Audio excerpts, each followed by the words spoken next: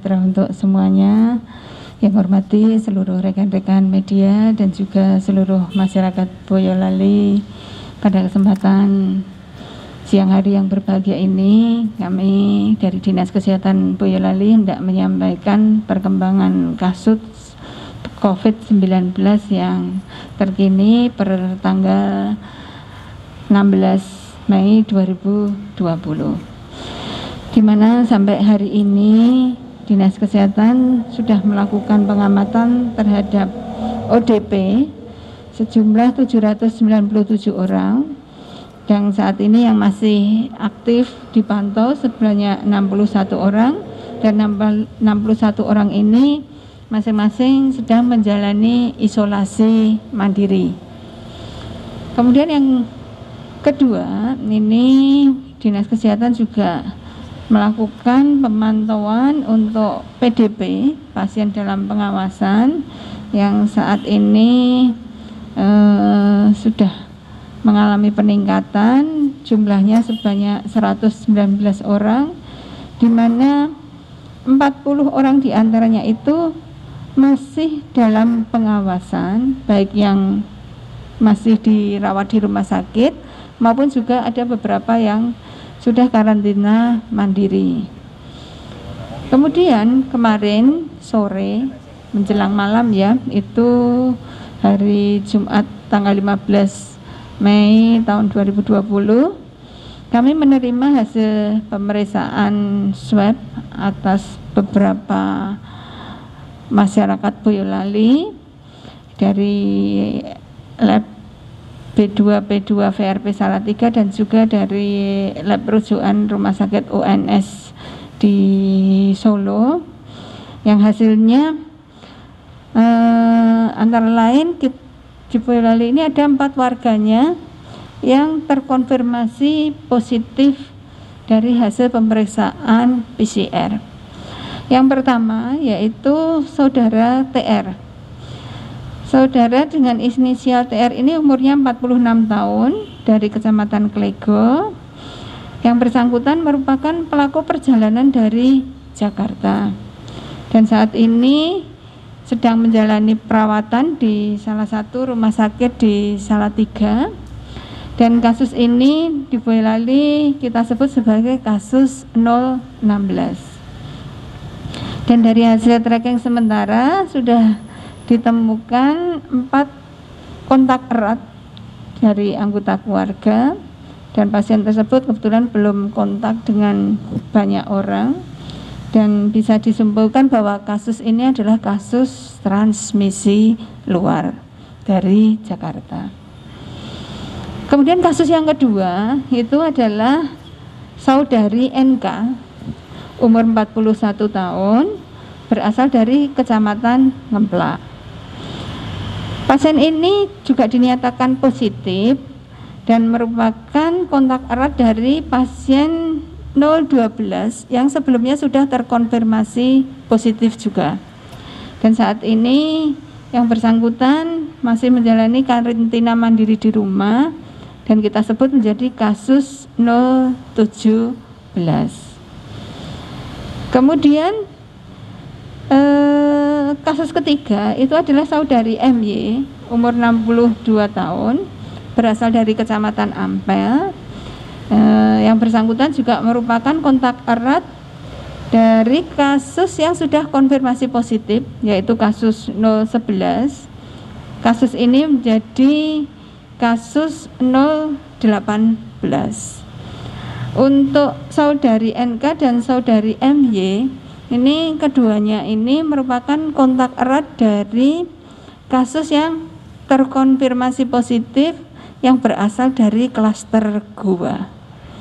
Jadi saat ini klaster Goa ini yang merupakan transmisi luar itu ada 4. Kemudian ternyata sudah berkembang lagi terjadi transmisi lokal terhadap 2 orang yang sudah terbukti konfirmasi positif hasil lab PCR-nya.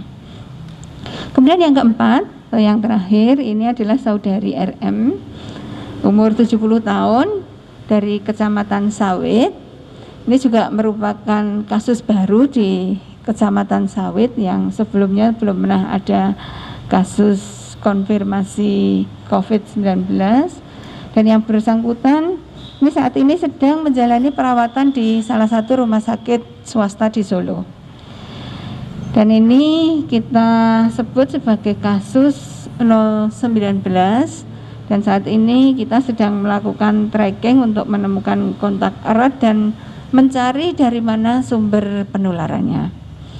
Kebetulan memang saudari RM ini infonya itu baru kita terima tadi malam sekitar jam 21 ya, sekitar jam 21, sehingga kita belum sempat untuk turun ke lapangan melakukan tracking. Dan sampai sejauh ini pasien yang terkonfirmasi positif ini sebelum ada 4 tambahan ini kan ada 15 ya. Dari 15 itu ternyata sudah banyak yang mulai memasuki fase penyembuhan. Salah satunya yang sudah dinyatakan sembuh ini ada 4 orang, yaitu kasus 01 dari Simo ya, saudara BK dari Simo. Kemudian kasus 03 ini saudara TS juga dari Simo. Sedangkan kasus 06 ini saudari DN dari Nogosari. Dan yang terakhir adalah kasus 015, ini saudara HM dari Banyudono.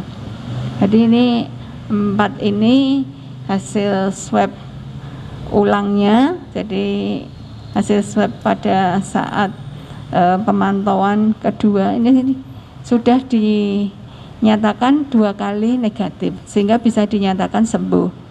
Namun meskipun dinyatakan sembuh, yang bersangkutan tetap harus melaksanakan karantina mandiri dulu selama 14 hari. Kemudian saat ini kita juga sedang menunggu hasil swab yang kedua dari 3 pasien.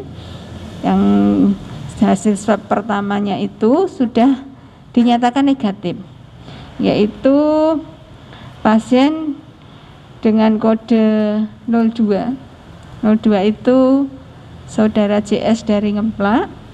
Kemudian kasus 012 ini saudara SR dari Ngemplak juga, yang merupakan klaster Goa. Kemudian satu lagi yaitu nomor 014, yaitu saudara P yang berasal dari Kecamatan Teras.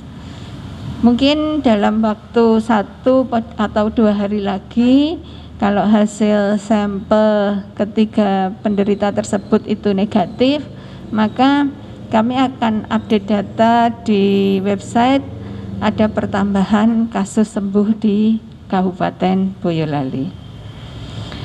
Selanjutnya, Dinas Kesehatan saat ini juga sudah proaktif untuk melakukan pengambilan sampel swab tenggorok pada